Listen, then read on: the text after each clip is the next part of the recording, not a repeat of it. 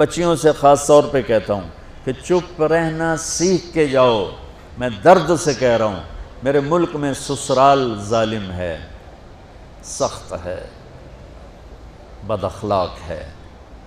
میرے نبی نے مدینے والوں کی تعریف کی، مدینے والوں کی، مدینے کے صحابہ کی اور مدینے کی فیملیز کی تعریف کرتے فرمایا کہ یہ میرے مدینے والے ساتھی ایسے عالی شان ہیں۔ کس بات پہ عالی شان ہیں؟ کہ تہجد بہت پڑھتے ہیں، نفل بہت پڑھتے ہیں، جہاد بہت کرتے ہیں، تبلیغ بہت کرتے ہیں، ذکر بہت کرتے ہیں، تلاوت بہت کرتے ہیں۔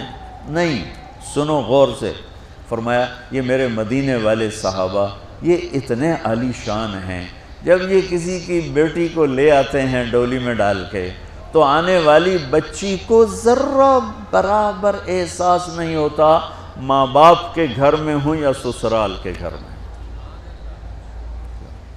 اور میں بچوں درد سے کہہ رہا ہوں، میرے دیس کا سسرال بہت سنگ دل ہے، بہت سخت ہے، شریعت کا پتہ نہیں ہے۔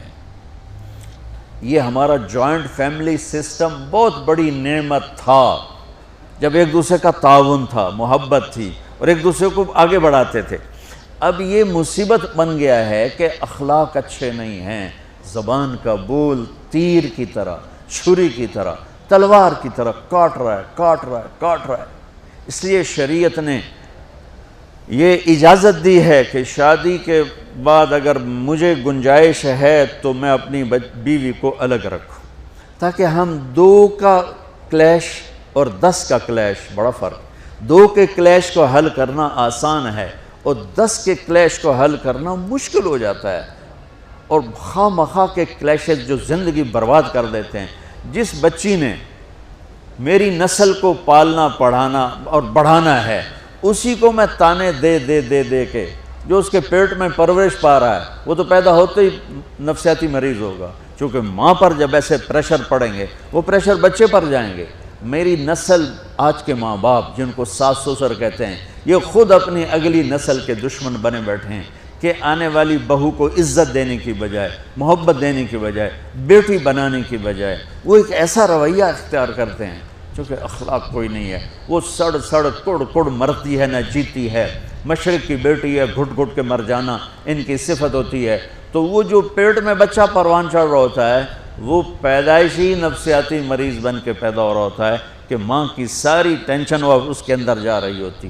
اس لیے میرے نبی کی شریعت کہ اگر میں مالدار ہوں تو میں اپنی بیوی کو الگ گھر لے کر دوں، اگر میرے پاس اتنی گنجائش نہیں اس کو کرائے پر لے کر دوں، اگر میرے پاس اتنی گنجائش نہیں تو پھر گھر میں اس کے لیے ایک کمرہ، ایک کچن، ایک ٹوائلٹ، یعنی ایک پورا پورشن اس کے لیے الگ ہونا چاہیے۔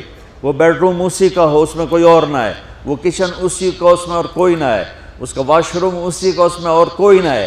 اگر اتنی بھی ہمت نہیں ہے تو پھر تسبیح پڑھو تو روزے رکھو، شادی نہ کرو، کسی دی بیٹی نو برباد نہ کرو، کسی دی بیٹی نو برباد نہ کرو بھئی وہ پہی دھکے کھاوے۔ اگر تم اتنا نہیں کر سکتے ہو تو پھر مسیح تے چاہ جاؤ، اعتکاف وچ بیٹھ جاؤ بس۔